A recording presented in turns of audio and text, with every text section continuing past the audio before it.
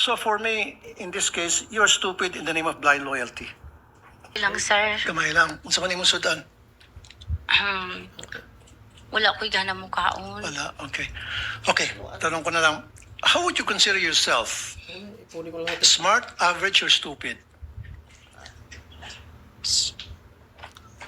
Nasa average lang po ako Average. nga pagkatao, Your Honor. Correct. Just like millions and millions and millions of Filipinos. Good. Normal. Kasi sa isang normal na tao, kapag siya'y binigyan bilang isang SDO tulad sa inyo ng listahang pangalan ng mga informants na bilat, pagong at pusa, papalag ka. Ano ba to? Kernel, mukhang hindi ata tama to, bastusan na to. Di po ba?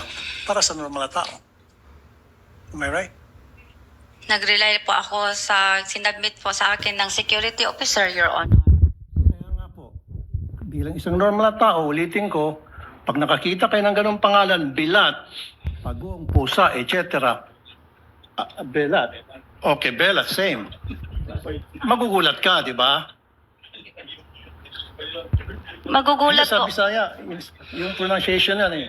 Sa Tagalog, belat, sa Bisaya, bilat yun eh. Kasi yung I nagiging I eh. Bisaya din kasi ako eh. With the permission of Senator Judge Tulfo, Chair would like to remind the gallery to kindly maintain silence during these proceedings. You may proceed, sir. Kasi isa pa po, Madam Witness, meron akong kopya dito na kung saan maraming pangalan ng mga informant at iisa lang po yung pirma. So if you're a normal or average person, papalag ka na naman. Teka muna, Kernel, bakit ganito? Bastusan na to, lokohan to. Eh, yung iba-ibang mga pangalan pero isa lang po yung pirma. Hindi ko nagtaka.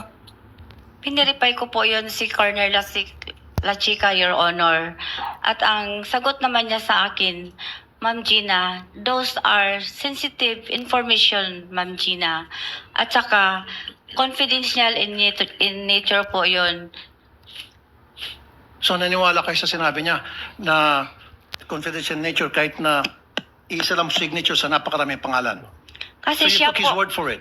kasi siya po ang nag-implement sa mga confidential activities, Your Honor, on the ground. Siya po ang inatasan na mag-implement. Siya ang implementor po, Your Honor. So for me, in this case, you're stupid in the name of blind loyalty.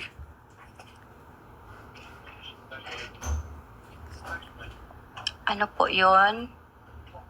Naging stupido kayo sa ngalan ng isang tinatawag na blind loyalty. Nakapikit kung ano yung sinasabi sa iyo ng nakakataas, sinusunod mo na lang. Stupido ka pa rin, pero in the name of blind loyalty. Would you agree? Hindi ko maintindihan, Your Honor. I'm sorry.